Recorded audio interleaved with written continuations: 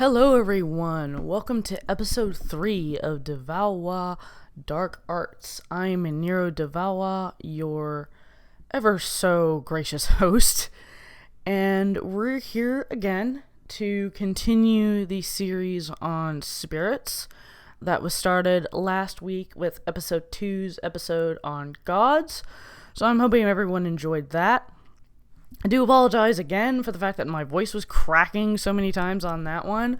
As you can tell, I've had a couple of days of sleep and just completely gotten rid of that gunk that I had, so it looks like everything is doing just fine, which is all the well, because there's a lot going on next week. Want to let y'all know, as of May 3rd, 2017, I will be performing at Captain Burton's Sideshow Circus at Elysium Nightclub in Austin. The event starts at 10 p.m. If you've been listening to this and are really interested in what I'm doing and would actually like to meet me in person, get a tarot reading done, get any sort of spirit work arranged, this would be the place to do it. Captain Eric Burton is a good friend of mine. We're actually from the same part of the same state. Yay Ozarks, and all of the quirkiness that comes with that. So definitely something worth checking out if you're interested in my work, either because of this or other things that I've done. So that being said, let's roll right into this week's topic. We're talking about non-human, non-deific spirits, going on from the gods discussion that we had in the last episode. Now, given recent events within the past few years, I really want to start out with the first category of spirits that would be of major interest to anyone who's not only seeking sort of cultural fluency, but also just as a modern form of spirit work, a modern form of dealing with these kind of energies, and that is thought forms. Now, if anyone's familiar with the Supernatural episode that dealt with the subject, and I will say dealt with it very accurately, a thought form is a type of spirit that is basically birthed on the astral plane from the thoughts and emotions of human sources. They are closely related to constructs used by both various types of magicians. You have magical constructs used in chaos magic, Luciferian magic, certain divisions of ceremonial magic use it as well.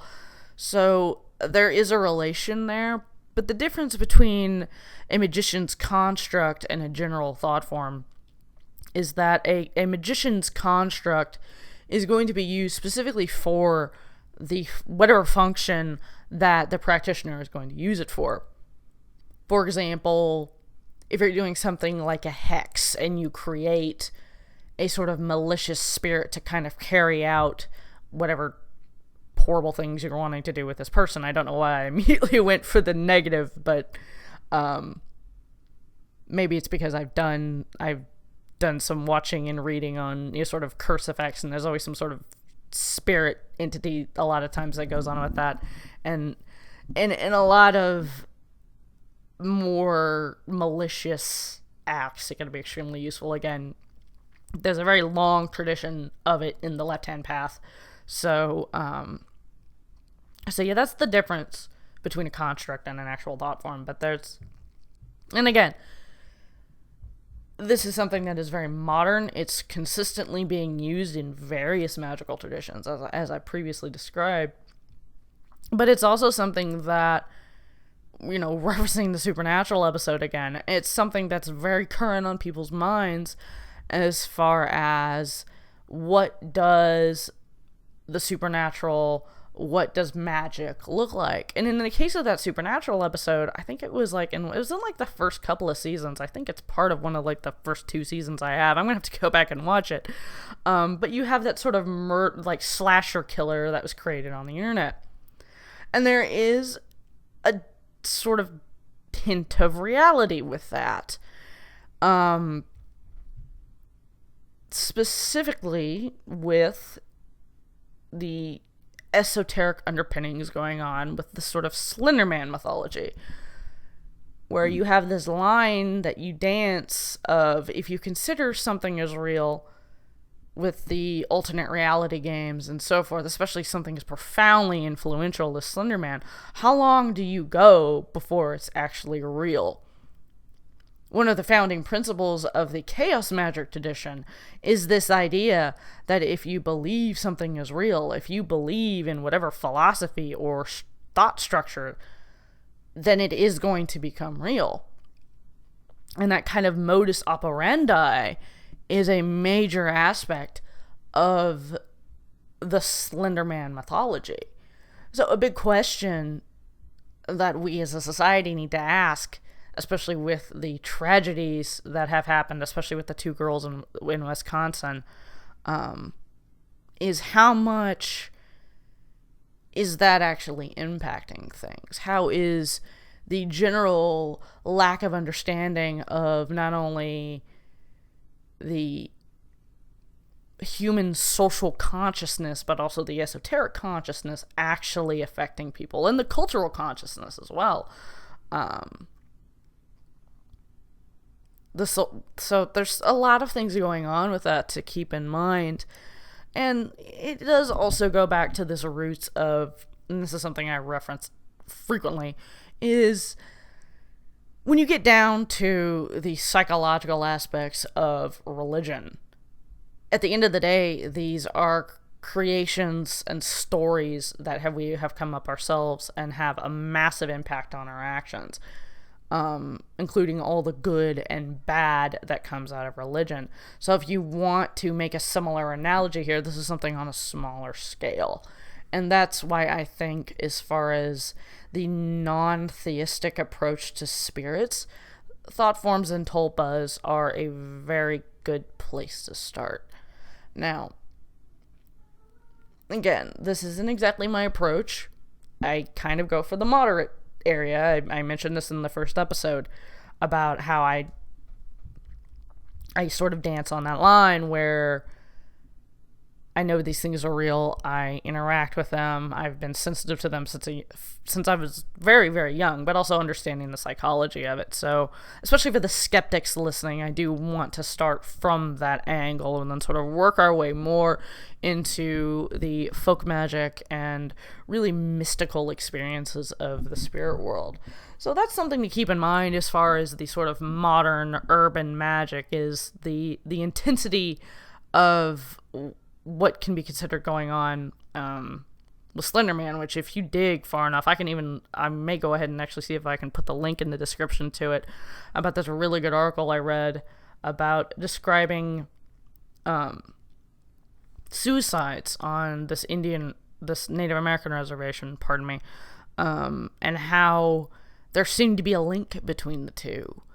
And you wouldn't think that would have anything to do with Slenderman or even the Slenderman stabbings, but there was definitely a link there. So I might turn around and put that in the description, just if it's something that people are interested in digging into. I would highly, highly suggest it. So, again, that is our first point. I could probably go into a full episode on that just myself. We've already hit the 8-minute mark just talking about that first aspect, but we're just getting started here at the Valois. So, buckle your seatbelts. My next part was talking more about nature spirits, the fair folk, the little people as they call them in Ireland, and the related creatures such as, the wights, the landvaettir, jotunn, alfs, Formorians, all of these things that would be generally classified as nature spirits with all their sort of various underpinnings. Now, I have written down several here. I will specifically go into fairy folklore in sort of kind of its own separate division, but I do want to address a few of these individually and how that impacts our understanding of what a nature spirit is and how to interact with them. And it's not just the sort of natural variations, I would almost say racial variations between the two. There's also cultural variations. But an important thing to keep in mind about these nature spirits going forward is our ancestors really had a sort of fast and loose definition of these spirits. It wasn't hard to jump between, say, a god and a sidhe, or a god and a jotunn. You see in Norse mythology specifically a lot of interplay between the jotunn and the AC and the Vanir. It's fairly common that these categories, even though I will be discussing the variations between the two of them, that's not, especially for our ancestors, and even from my own experience as a spirit worker, it's not really cut and dry.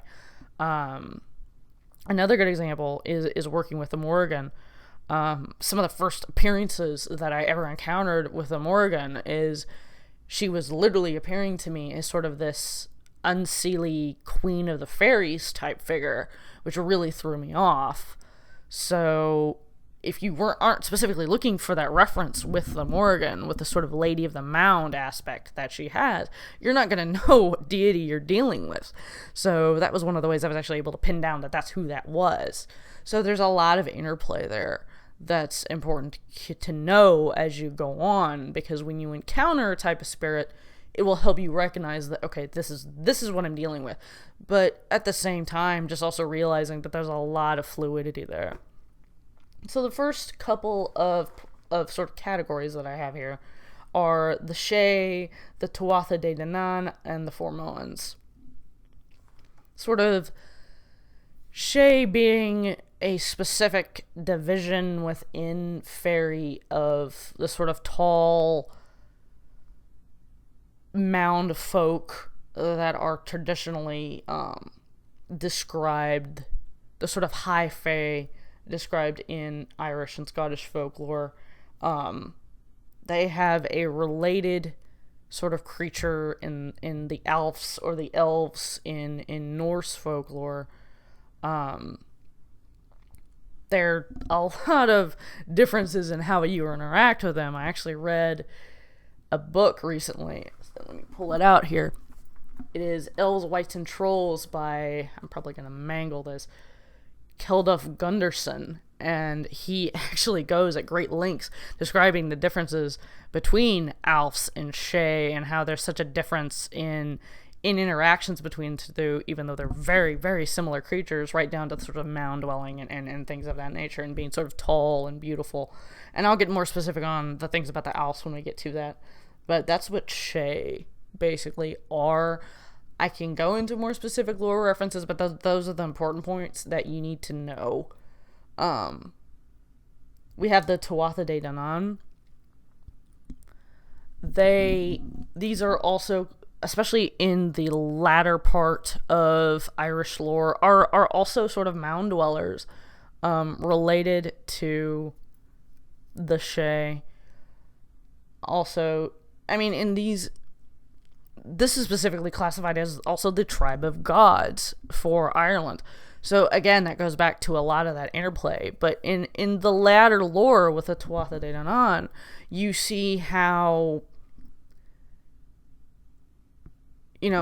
gods can start out as the spirits sort of go to deification and then going back to sort of land spirits again, because the lore in Ireland basically states is that the Tuatha De Danann were driven underground. And that's when you see more of a proliferation of fairy lore again. So it's, especially in Ireland, and you see this with sort of the fairy faith in Ireland and Scotland, and how it's continued up to this day, is the interplay specifically in the British Isles between gods and sidhe and fairy are very, very fast and loose. So, especially when you're working with these creatures, I would keep that in mind. This book that I have referenced has made a very good point of pointing out that basically the only distinction between these kind of land spirits and a god is that these spirits are not going to necessarily have the godly wisdom and understanding of humans enough that if you do sort of mess up, if you do offend them in some way. They're going to be less forgiving because they lack that kind of inherent wisdom, and in some cases inherent benevolence towards humans. So that's one of the very interesting distinctions that this particular book made between a land spirit and a god. And for someone who is interested in working with these kind of spirits, that's definitely something to keep in mind moving forward. Now, the next few divisions that I listed were the alfs, the wights, the landvaettir, and the jotunn from Norse myth. Like I said, I'm really sticking to Northern European lore here. It's a lot of where my strength is. That's what I work with. So, if y'all are interested in something that's non-European or from other parts of Europe, please let me know, and I'll get into that as well. But, this is what I'm really sticking with. Alfs, I mentioned this before, they actually have their own realm in Norse myth, and that is, gosh, I can't believe I'm actually blanking on it. I believe it's called Alfheim. I can't believe I'm blanking. Give me one moment. But they have their own realm in the Norse world.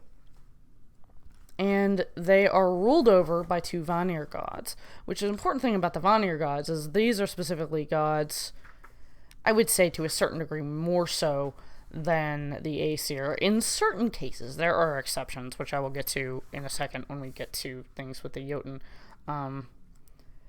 But in most cases, are more tied to nature and thus to nature spirits.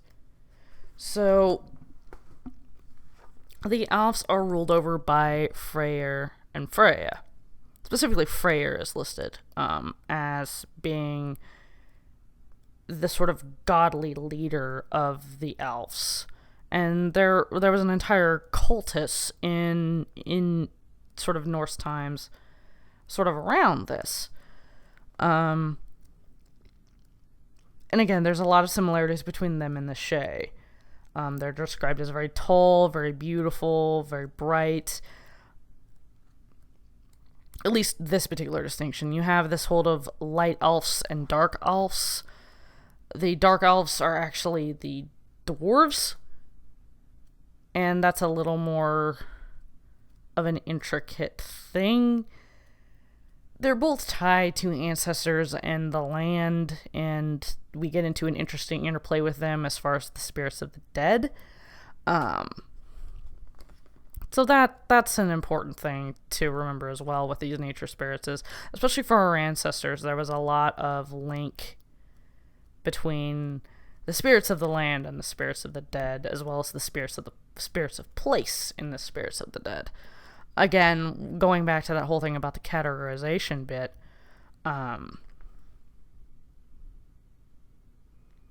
it's very, very, very,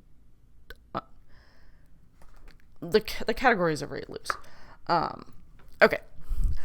I think another word for that realm was Alfheim. That's why I said it that way. I don't think that's right. It's actually called Vanaheim, like Vanir. I don't know why I blanked on that.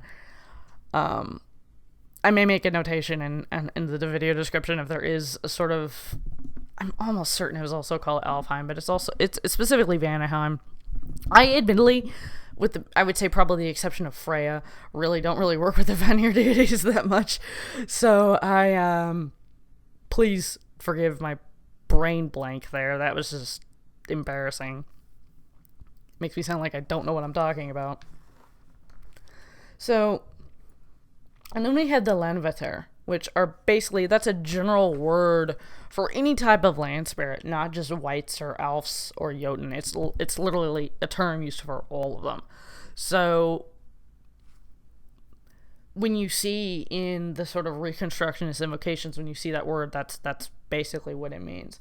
And then getting over into the complex subject of jotunn, who are the sort of spirits of the Utgard, of the outside, of the wilderness, of the edge of the world, as they're described in the Norse lore. These are the more primordial, chaotic beings, but they're still spirits of nature. They characteristically are antagonistic. They're not always, but a lot of times they are. They end up being antagonists in the lore. But the fun part is especially with the characters of gods that are more prone to conflict, you do see a jotunn heritage or a jotunn nature. You see this often. Specifically, my two favorite examples are with Odin and Thor. There are references to Odin as being described as a storm giant. Again, that book, I'm referencing this book several times because it's one of my favorites. It's one of the best references I've had for this. Actually has a reference to it. Let me see if I can actually pull that up, because that would be extraordinarily helpful.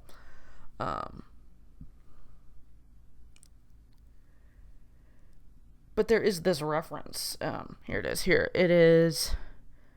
Jarngrimr, or Iron Grimr, the iron mask, wearing a goat skin and carrying an iron staff, announces he's going to a thing and setting strife between there. And this is described as one of Odin's oldest and harshest aspects, because you have that aspect of him that was sort of transferred from Germany as Wode, the thundering giant that collects the souls of the dead. So that's another similar reference to one of Odin's oldest aspects, and he's described as a jotunn.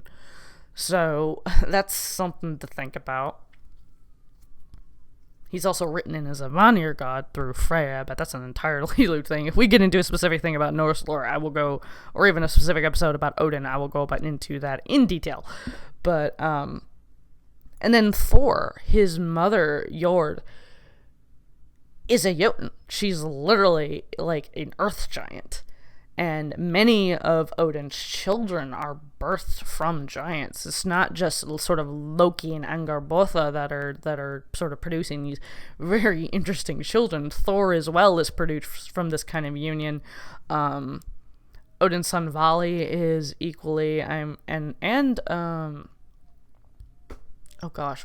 Vidar, his Odin's avenger Vidar, also born from a Jotun. There's so much interplay, and the idea that there is a conflict, just like there was described a conflict between the Aesir and the Vanir, but just like there's so much exchange between the Aesir and the Vanir, there's a lot of exchange between the Aesir and the Vanir and the Jotun. So, and again, that goes back to how messy these classifications are when it comes to what are these spirits, how do I approach these spirits, and being able to recognize the sort of nuance of whatever entity that you're dealing with. And that's another reason that regardless of how sort of sensitive and intuitive you are or aren't, it's important to know this folklore. It's important to know this information, because missteps can be potentially fatal in this particular work.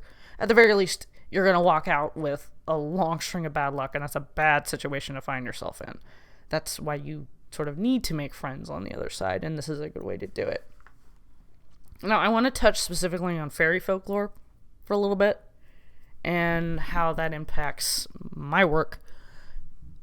If you followed any of my posts, you'll notice that I work with a fairy oracle with artwork from Brian Freud very, very constantly.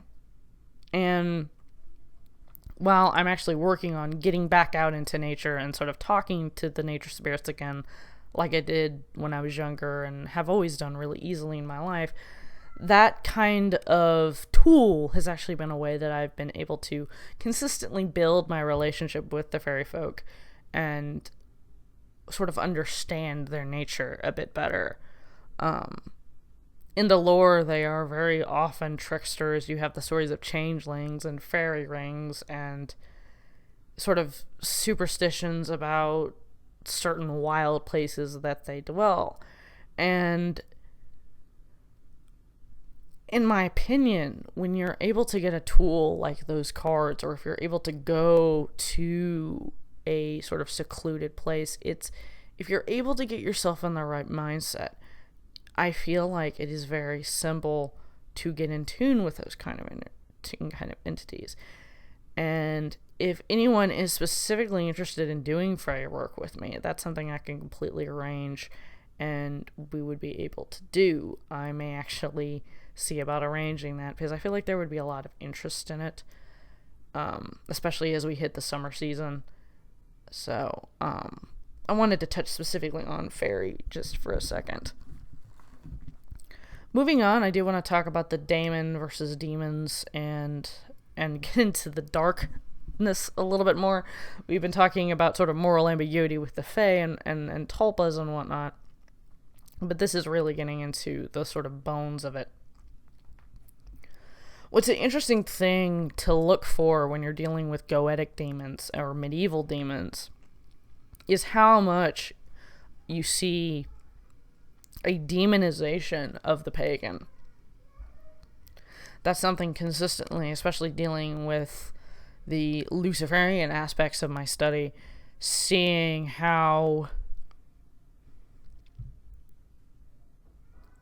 constantly that is. I know I actually have this sort of demon tarot deck. It's not really tarot, but it's a demon oracle deck is basically what it is. And it's based off this Encyclopedia of Demons that was published, I believe it was in the late medieval ages. I can't remember who. I think it's Delaney, I believe. Demonology is not... medieval demonology is admittedly not my strong point. But one of the things I distinctly remember about those cards and going through the classifications of the demons in that deck as described from these sort of medieval tomes on demons is there were a good few of them that were derived from pagan gods. And it's not just like the obvious ones like Astaroth. You had a very, I will say this, a very racist demon that was basically derived from the goddess Kali, and he's literally called Kali, and you're looking at the picture and it's like very like ridiculously brown, extended ears, just really hideous looking. And it really, the demonization really is just this making, especially in this case, a very beautiful, however frightening, but a very beautiful goddess into this hideous thing, and very much removing the sort of strength and power from her and trying to classify, trying to make the great, Mahakali into something that is absolutely not relevant. And for people who do work with the sort of grimoire tradition and those kind of demons, it's a sort of sensitivity I would recommend going forward. It's sort of poke fun at myself a little bit. It's kind of like me and my name. Like, I wasn't speaking it very much. I'm not a native French speaker, and realizing that, I'm saying this wrong. It's de Valois. Let's fix it.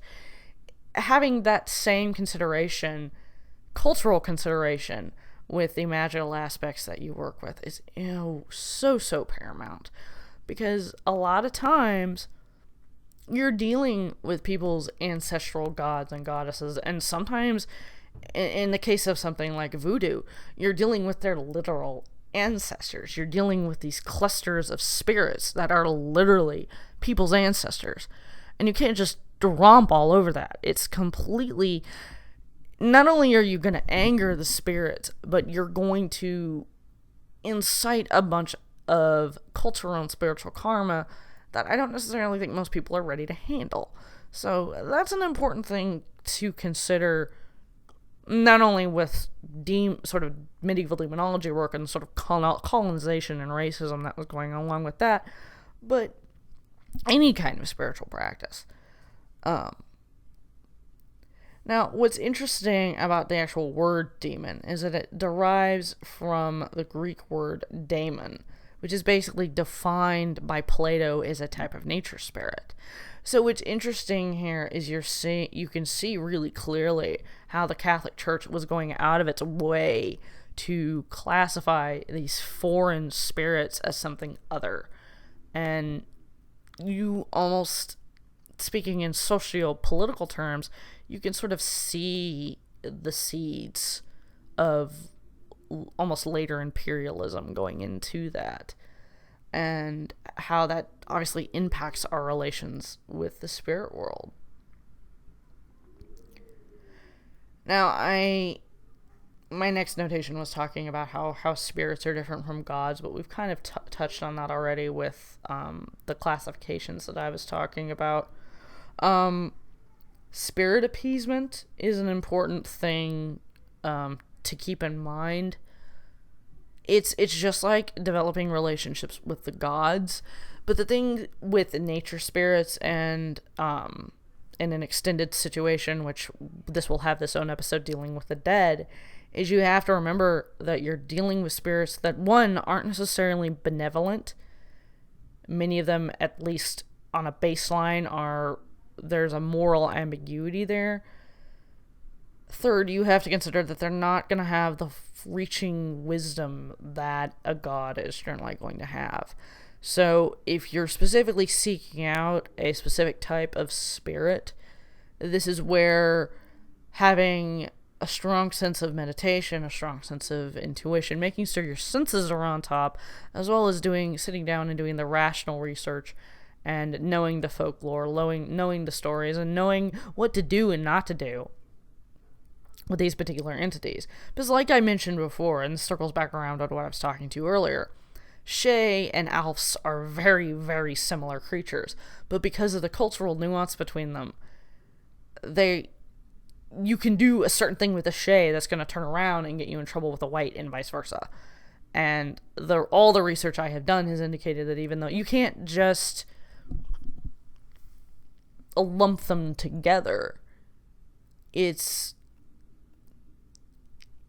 going back to gods, it's like saying you can treat Odin and Mercury the same way because they serve similar sort of psychopomp functions. No, these are two different gods with two different sensibilities, and regardless of how soft your polytheism is, that's going to get you in trouble. I think there was a really interesting book that I read. I think it's like Writing the Spirits or something. It was a book on shamanism that I read a few years ago, but it was describing the situation where this Wiccan coven had invoked the goddess Athena into their high priestess without really doing much research. And this was one of those Wiccan covens that was accustomed to doing rituals nude. Well, it turns out, because of Athena's nature, because she was consistently worshipped through a statue that was clothed and given jewelry and given adornments and everything else like that, this was a goddess that was ridiculously offended at the idea that she was being invoked into a vessel that was nude. And she, so the story goes, actually laid into this coven a lot. And this is something with gods and with these spirits that if you don't watch the nuance, just like the nuance between the alfs and the sidhe, you're gonna get yourself into trouble. So, and that's part of the reason I'm sitting down there doing this and talking about these different variations, is if I can actually stop somebody from being reckless about how they're approaching the spirit world, then that's gonna help everyone else at the end of the day. And this helps me learn as well as far as what I'm doing. It helps you learn. Everyone benefits from this kind of information exchange. My last point was about household spirits. We talk a lot as far as spirits of place, as far as like the guardian spirit of a church or a graveyard or a spring. But what's important to remember as for our ancestors is that there was an entire tradition of household spirits. You see it in fairy lore a lot with a brownie. The Romans had an entire sort of classification with them as well. I think there were like lamia, I believe is what the term was. Someone please correct me on that if I'm wrong. Like, you have an entire tradition of this to remember. So when you're maintaining your personal space, and I will admit this is a weak point of mine because I am infamously famous for my clutter and everything's clean. I like to keep things clean. I'm way too sensitive to filth, but you have to be sensitive to how you treat your home. And it's difficult because our culture is so transitory now. We're constantly moving. We're constantly going places. But remember that even in your home, there are spirits present. And that's part of the sort of overarching animism that is a part of my philosophy, and that is very much reflected in what I'm trying to bring out in this series. So that's something to continue to sort of think about is that every place has a spirit. Every object even has a spirit, or every object can have a spirit. That's one of the primal aspects of this kind of work to remember going forward. And that, again, will circle back around when we get into episode 4, which is going to be dealing with ancestors and the dead, and the fact that the dead never truly leave us, and that there's a lot of an interplay between, in this case, just like there's a lot of interplay between nature spirits and the gods, well, there's a lot of interplay between nature spirits and the dead, and we'll get into a lot of that nuance later on. So that's basically all I had today. If anyone has any recommendations for the show, anything they'd like to see, any suggestions, please contact me at my Facebook page at Valois Spiritual Services. I also have a Instagram page under that same handle, which will be posted in the description. Or you could also send me an email at nerodevalois@gmail.com, which I will start listing as well. I didn't put those on the last 2 episodes, and I'll definitely do that here. So that concludes our discussion about non-deific, non-human spirits, and I will see y'all next week. Nero de Valois out.